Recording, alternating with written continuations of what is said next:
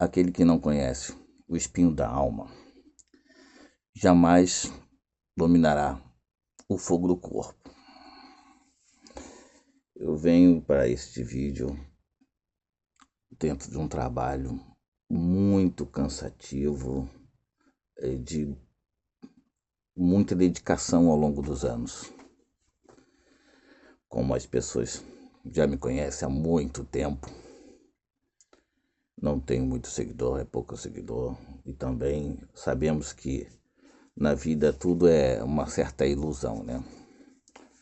Nem sempre o número de seguidores que vemos nas plataformas reflete realmente aquele número que aparenta ali. Porque na hora dos comentários é sempre um número muito ínfimo. 1%, 2% de pessoas que comentam. Subentendendo que realmente é aquele número de pessoas que realmente nos seguem. Então, por exemplo, se eu tenho 23 mil me seguindo, na realidade eu tenho no máximo ali umas 230 pessoas. Isso é bem óbvio quando a gente olha a internet. Mas vamos lá. O meu trabalho dentro da religião é um trabalho que não é para todo mundo, entendeu? Que são livros que não estará nas livrarias, nunca estará. É uma obra que não está disponível em PDF. É um objeto de conhecimento, não é um objeto de consumo. É um trabalho que precisa, como é que se diz, eloquência, até é bom para as pessoas selecionadas, cultas. Não tem abertura para pessoas que têm inveja, porque não é um trabalho que dignifique invejosos. A gente vê que, aliás, vocês verem, né, que eu venho trabalhando há um bom tempo e é difícil manter uma regularidade diante de um país que nos traz sempre muitas dificuldades, né? Um país que é o maior imposto do mundo, o maior número de impostos do mundo. Então, cada brasileiro tem suas dificuldades. Assim como tem muitas pessoas que têm dificuldades para comprar, eu também tenho para vender, lógico. Então, vamos lá. Em breve vai haver mais uma live, né? E eu acho que, vejam bem, quando a pessoa ela não suporta em hipótese alguma o sucesso de uma outra pessoa, ela acaba eu não consigo expressar a palavra direito, né? Exacerbando a sua inveja pela internet. A gente vê juntamente de grupinhos, perfis fakes para atacar a plataforma, para denunciar através de muitas denúncias fake, porque na realidade não há um juiz ali, digamos assim, um fiscalizador, e sim uma inteligência artificial que automaticamente recebe, digamos, as denúncias, né? Então a gente vê que também tem os dois lados da mesma moeda. A internet, ela pode sim prejudicar a pessoa. Então, tipo assim, eu sou muito prejudicado de certa forma, por mais que eu apresente o meu trabalho, eu sempre sou, digamos assim, perseguido, né? Perseguido por quem? Por pessoas que não têm competência, pessoas que não têm trabalho, que não têm realmente o que fazer na vida, não têm uma ocupação, e como minha área é religiosa, essa sua maioria também é religioso, né? E aí esses religiosos eu pergunto, ele não tem filho de religião para criar? Ele não tem oráculo para fazer? O que esses cidadãos fazem? Nada. Só ficam que nem urubu em cima de carniça na internet, rastreando cada passo que as pessoas dão. porque a insignificância dessas pessoas, elas não suportam ser ninguém, não suportam ser um escárnio da sociedade. Ninguém se preocupa. Mas isso aqui fala por si próprio. Quando eu produzi as primeiras obras, que até hoje ainda pessoas me pedem, pô, relança o Kiwanda, relança o Luvembo. O Luvembo é esse livro aqui, né? Da onde tiraram o Vititim Ngombo, né? Ngombo. Então, vejam bem. Eu vejo que tem pessoas, né, que além de copiar do livro, vêm para a internet fazer podcast querendo me desqualificar naquilo que ela aprendeu comigo. Ah, depois não quer levar, né? Depois não quer ser. Essa falta de respeito que existe, né? Que você vê que existe muita falta de respeito. Você não vê os sacerdotes falando, ó, eu vim de fulano de tal. Eles só usam a palavra tradição, mas eles não falam, eu vim de fulano de tal. Meu avô era fulano de tal. Minha origem é fulano de tal. Lá atrás eles também faziam isso. Eu tenho como provar. Ah, tá entendendo como é que tá a coisa? Entendeu? Você vê sacerdotes que saiu da onde essa pessoa? Qual é a experiência que ela tem? Porque para ser quibandeiro não tem nenhum critério, né? Não há nenhum critério. Você vê, se você for fazer uma operação, existe um critério. Aquele médico tem que estar apto àquilo ali. Ele foi, inclusive, no seu período de aprendizado, né, por um outro mais velho, algum senhor de, sei lá, 50 não, por mínimo 70, 60, 70 anos de idade, né? Então foi o mais velho que orientou aquele médico mais novo a poder seguir o seu caminho sozinho até fazer a sua própria operação. E sempre as operações são acompanhadas de outros profissionais. Mas na Quimbanda você vê sacerdotes que não têm, como é que se diz, aval de nenhum antigo. Cadê o antigo que está essa novidade aí? Essa pessoa veio da onde, né? Ninguém tem esse critério de avaliação.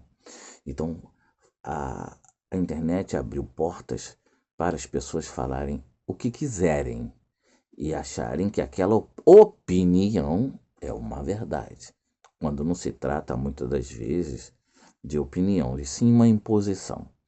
Tem pessoas que você vê claramente que ela quer impor aquele conceito que ela acha que aquilo é correto, mas a religião ela não é feita de achismo, ela é feita de resultados.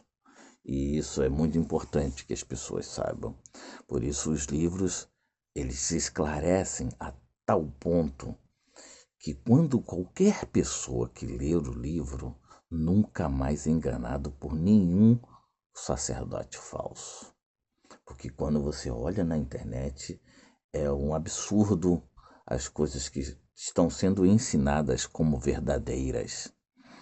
E como para a inteligência artificial e a sociedade predominante, isso é bom, porque quanto mais tiver haver desavença entre eles, os afro-religiosos, isso já engloba tudo, mais a religião vai se definhando, porque isso é o que acontece. Bom, vamos lá, pessoal. Vejam bem. O livro Matumbo é um livro que pega parte do meu antigo livro Kiwanda. Ele traz, de certa forma, a toda uma parte técnica e etimológica dos Exus. dentro dessa parte etimológica, a pessoa passa a interpretar aquilo através daquilo que se está cultuando. Nem sempre é aquilo que é, né? Porque nós sabemos que a quimbanda, ela é uma mistura de várias culturas dentro dela. Então fica fácil poder introduzir e acrescentar aquilo às vezes que não é da própria religião para dentro dela, né? Mas existem certas coisas, alguns rituais que eles são perpetuamente feitos sem mudanças, né? Que são as iniciações, são os fundamentos, né? A maneira como você vai preparar uma pessoa para adentrar para dentro do culto e não apenas o que chama-se de comércio, né? Continuando no livro, Matumbo, ele traz, depois da metade em diante, né, muita coisa sobre divindades, porque a pessoa precisa do equilíbrio, né? Pés e mãos são regidos pelos Exus, né, para abrir os caminhos, para trazer a prosperidade, o equilíbrio para as pessoas. As pombageiras não são só aquilo que as pessoas pensam, né? Aliás, não são aquilo que as pessoas pensam, porque associam a pombagira totalmente à prostituição, à puta. Vejam bem, inclusive vou dar um adendo a mais a esse assunto, porque a pombagira ela é muito mais evoluída do que as pessoas imaginam. Ela é o alento para as mulheres, inclusive para os homens também, né, claro, das necessidades que as pessoas passam pela vida.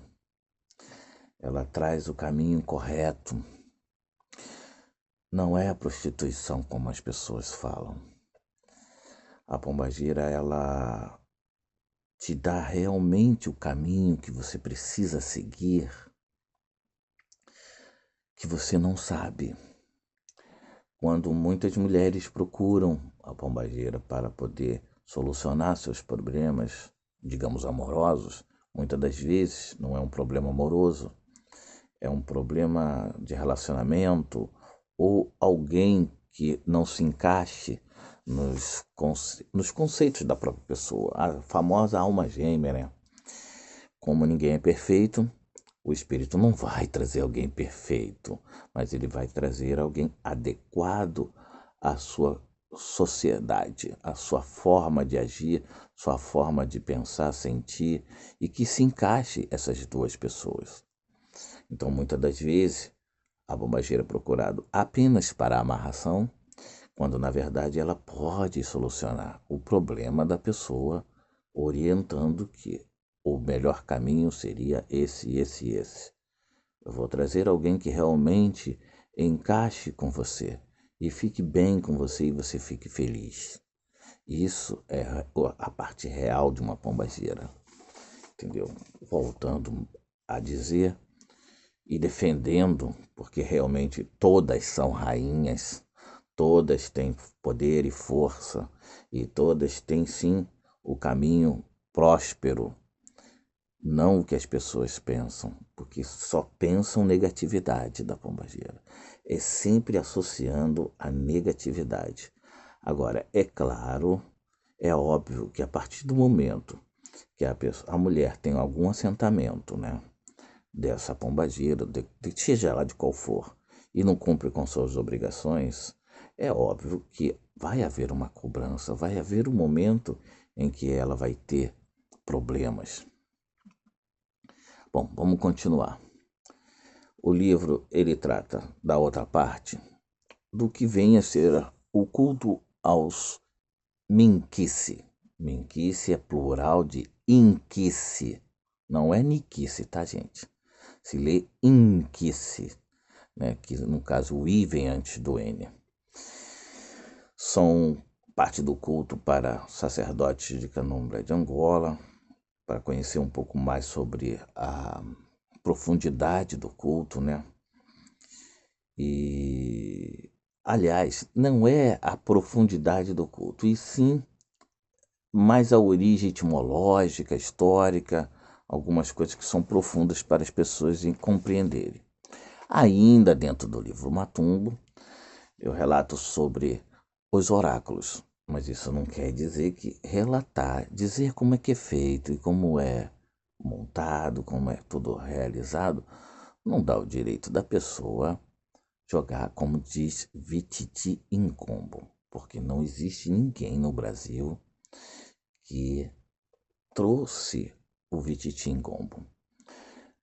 A religião, ela pratica, isso é muito claro, não precisa nem provar em livro de história, que ela foi trazida pelos escravos. E os escravos não trouxeram o ingombo debaixo do braço. Aqui eles viram que o culto às árvores, e viram as árvores que eram semelhantes àquelas da África, ou a mesma no caso, né? E passaram ali a cultuar. E, inclusive, existe em livros registro de assentamentos de inquice em lata. Vocês já imaginaram o que é isso? Você colocar todo um elemento da natureza numa lata e ali morar uma divindade. Porque era um escravo, pessoal. Não havia como chegar, e muito pelo contrário, muito forte. Mas quanto ao Vititingombo, que é a publicação, que é essa daqui, né? Que foi a única que eu escrevi, você não vê em outra publicação falando sobre Vititingombo a não ser aquela. Então é dali que foi tirado. Infelizmente, a gente quer informar as pessoas sobre os oráculos de uma forma positiva, né? E acaba vendo que se torna negativa. E sobre o Vititingombo, ele é passado de ancestral para ancestral, né? Mas isso não quer dizer que é dos espíritos para a pessoa do Brasil, não.